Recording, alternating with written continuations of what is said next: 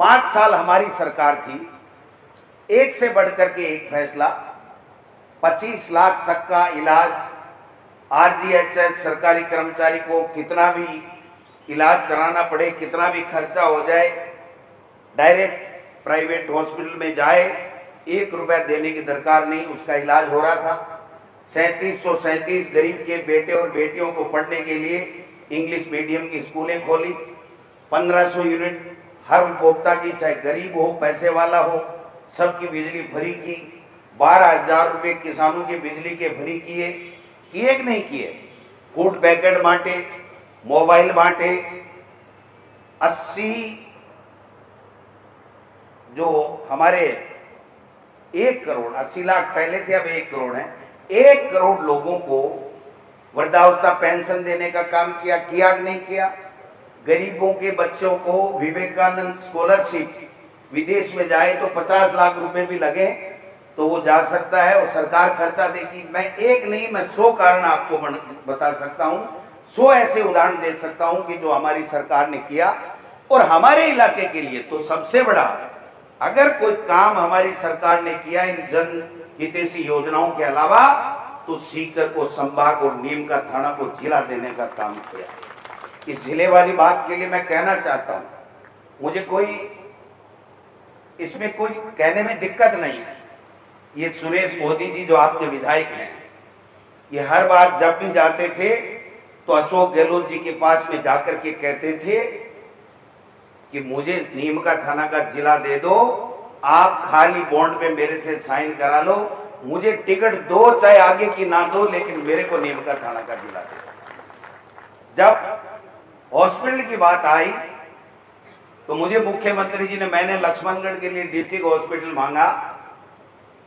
मुझे अशोक गहलोत जी ने कहा कि भाई एक जिले में 2 डिस्ट्रिक्ट हॉस्पिटल नहीं दे सकता, आप प्रदेश अध्यक्ष हो, मैं आपको मना कर नहीं सकता। नीम का थाना विधायक सुरेश मोदी जी भी डिस्ट्रिक्ट हॉस्पिटल मांग रहे हैं। अब आप बताओ मुझे क्या करना चाहिए। मैं उनको मना तो नहीं किया, लेकिन आप अगर लक्ष्मणगढ़ का ले जाओगे तो मेरी प्राथमिकता आप हो, क्योंकि आप मेरे पार्टी के प्रदेश अध्यक्ष हो। मैंने उसी वक्त कहा कि मैं प्रदेश अध्यक्ष पार्टी का हूं, लेकिन अगर डिस्ट्रिक्ट हॉस्पिटल पहले मिलना चाहिए तो नीम का थाना को मिलना चाहिए। ये बनावटी बातें नहीं है, ये दिल से निकलने वाली बातें हैं। मैंने कहा साहब डिस्ट्रिक्ट हॉस्पिटल दीजिए। फिर जब बात जिलों की चली तो मैंने बीच में लगाया, मैंने कहा साहब नीम का थाना को जिला बनाओ और नीम का थाना झुंझुनू, सीकर और चूरू, इनको मिला करके हमारा सीकर संभाग बनाओ। तो मुख्यमंत्री जी ने कहा यार संभाग का तो मैंने सोचा ही नहीं, संभाग की बात नहीं है, जिले वाली बात को देखते हैं, कितने बनते हैं, कैसे बनते हैं, सोचते हैं, कमेटी बनाई, ये किया वो किया। मैंने कहा साहब एक भाई से एक भाई को अगर अलग कर रहे हो तो उसका मान सम्मान बड़ा करना पड़ेगा।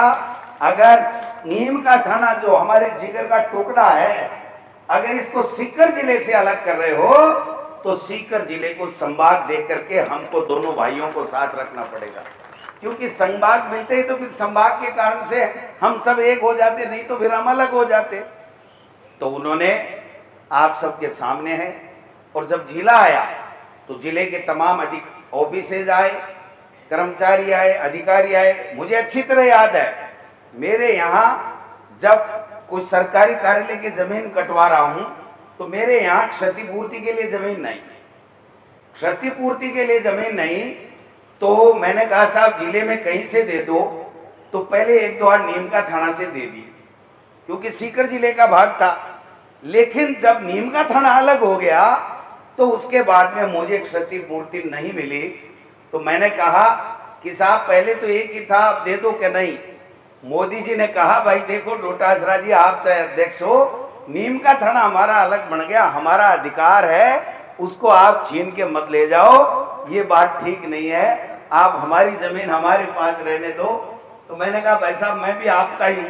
बोलो आपके तो हो, मुझे अच्छे लगते हो, लेकिन मेरे